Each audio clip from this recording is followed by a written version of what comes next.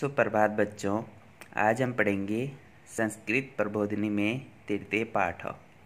पाठ का नाम है लक्ष्य एक दृष्टि। ठीक है, संस्कृत में हम पढ़ेंगे पाठ 3 और पाठ का नाम है लक्ष्य की दृष्टि। ठीक है, अब देखो बच्चों, सबसे पहले पाठ परिचय पढ़ेंगे कि खरगोश और कछुए की कहानी तो प्रायः सभी ने सुनी होगी कि जैसे सतत लक्ष्य को ध्यान में रखने वाले कछुए की दौड़ में जीत हो जाती है, जबकि तेज दौड़ने वाला खरगोश बीच बीच में रुक जाने के कारण पराजित हो जाता है। ठीक है, क्या कह रहा है कि खरगोश और कछुए की कहानी तो सभी लोगों ने सुनी होगी कि उस कहानी में क्या होता है कि जो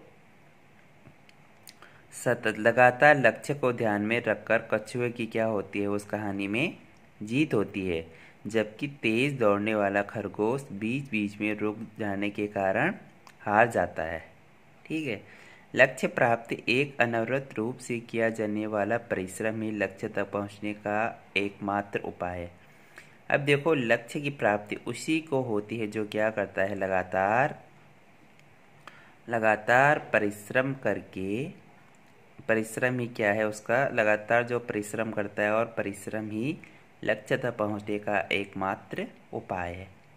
प्रस्तुत पाठ में दिखाया गया है कि कैसे मेंढक के समुदाय में एक छोटा मेंढक अन्य मेंढकों द्वारा किए जाने वाले हास परिहास को न सुनता हुआ केवल लक्ष्य पर दृष्टि रखकर सतत उद्योग करते हुए स्तंभ के उच्च शिखर को प्राप्त कर देता है। ठीक है, अब जो ये कहानी है इसमें क्या बताया गया है कि एक बार कछुओं की क्या हुई, प्रतियोगिता होती है, तो बहुत सारे मेंढक उसमें भाग लेते हैं। अब एक लंबा सा खंभा रहता है कि जो भी उस खंभे के सबसे ऊपर तक जाएगा वो क्या है, जो सबसे ऊपर तक जाएगा उसे उसकी जीत होगी। ठीक है, तो क्या हुआ, एक छोटा मेंढक रहता है, वो क्या करता है, लगातार धीरे धीरे धीरे क्या है चलता रहता है, और अंत में क्या होता है, उसको लक्ष्य की प्राप्ति हो जाती है, वो शिखर तक पहुंच जाता है। ठीक है, तो चलो इस पाठ को शुरू करते हैं कि अथ कदाचितं मंडूककुलेन काचित स्पर्धा आयोजिता, कि एक बार क्या हुआ,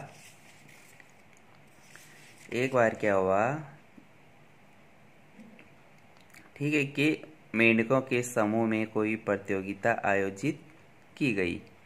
ठीक है, अथवा कदाचितम, कि एक बार क्या हुआ, मंडूककुलेन कहते हैं मेंढकों के समूह में। ठीक है, बहुत सारे मेंढकों में क्या हो गई, काचित स्पर्धा कहते हैं प्रतियोगिता को। ठीक है, कोई प्रतियोगिता आयोजित की गई, बहुत से मेंढकों में एक बार एक प्रतियोगिता आयोजित की गई। यो समुच्चस्य स्तंभस्य शिखरं सर्वदो प्राप्नुयातं स विजयी भवेतम।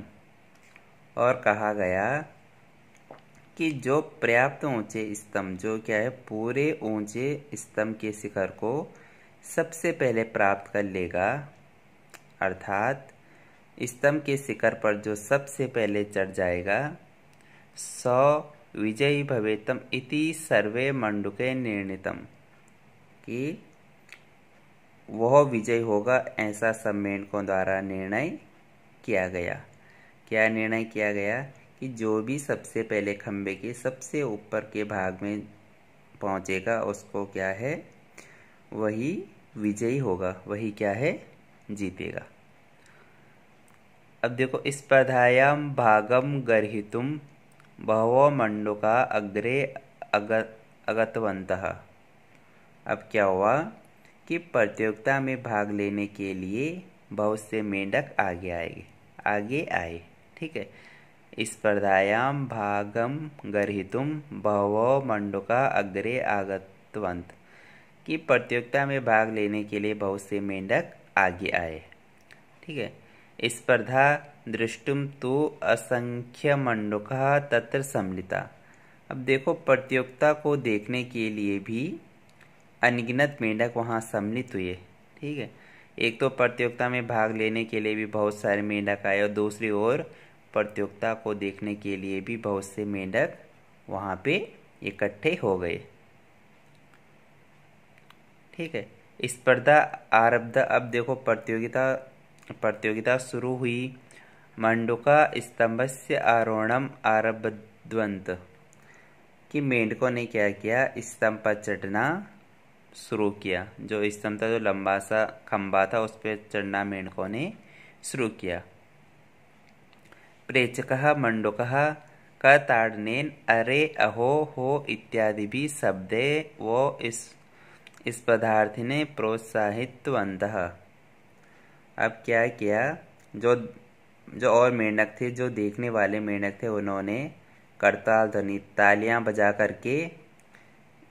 बजाकर कहने लगे, अरे अहो और हो इत्यादि शब्दों के द्वारा क्या करने लगे, वो इस प्रतियोगिता में भाग लेने वालों को प्रोत्साहित करने लगे।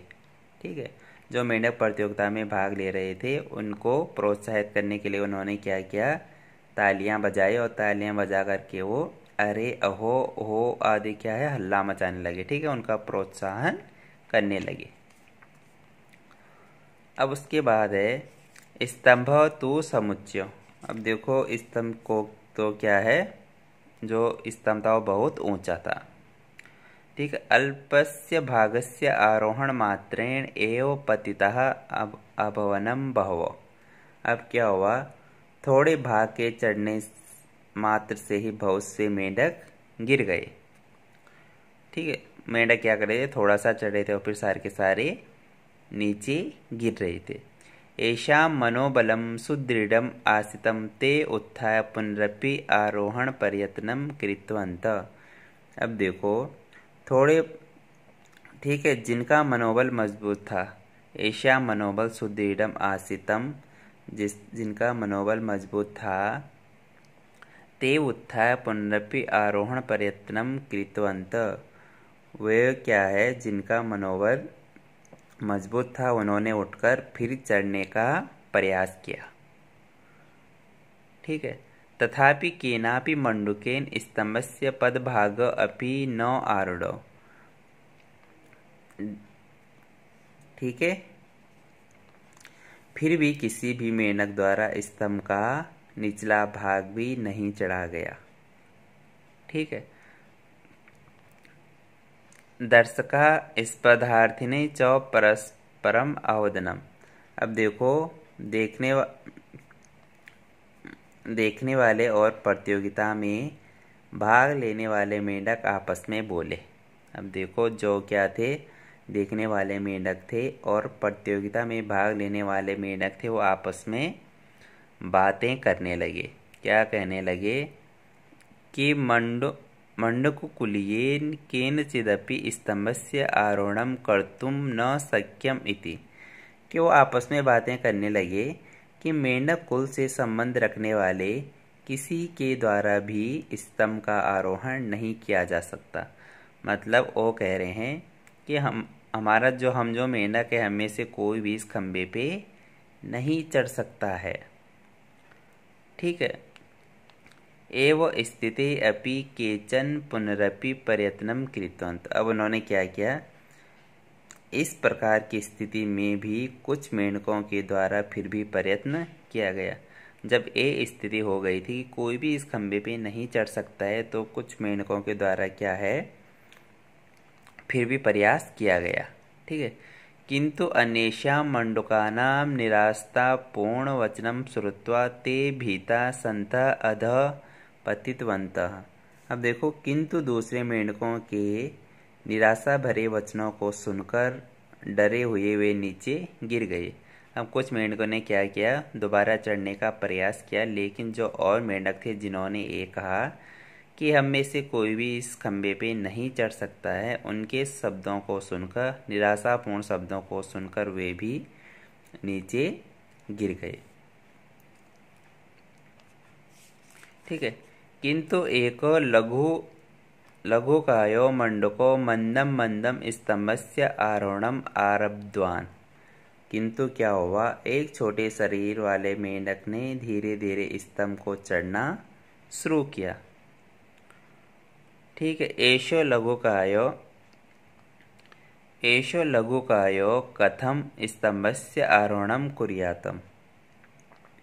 अब देखो यह छोटे शरीर वाला कैसे स्तंभ का आरोहण करे, मतलब ये छोटे शरीर वाला मेंढक कैसे इस खंबे पे चढ़ेगा।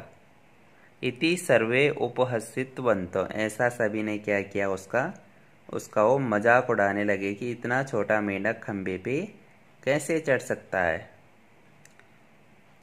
ठीक है। अल्पे एव काले सो लघुकायो स्तंभस्य मध्य भागो प्राप्नोत।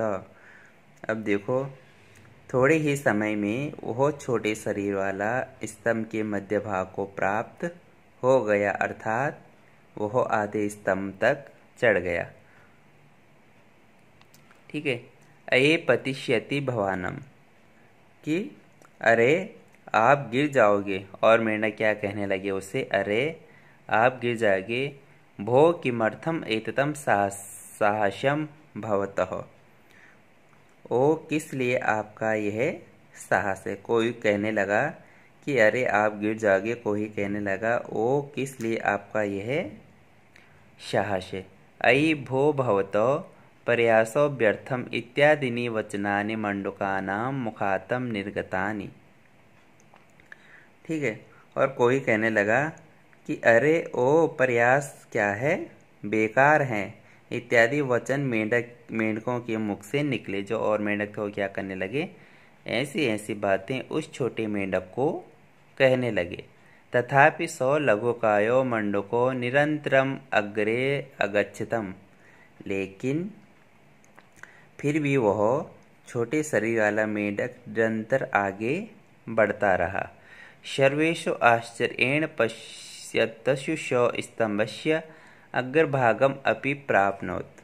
देखो सबके आश्चर्यपूर्वक देखते हुए वह स्तंभ के अग्रभाग को प्राप्त हो गया, अर्थात वह उस स्तंभ के शिखर पे पहुंच गया। ठीक है।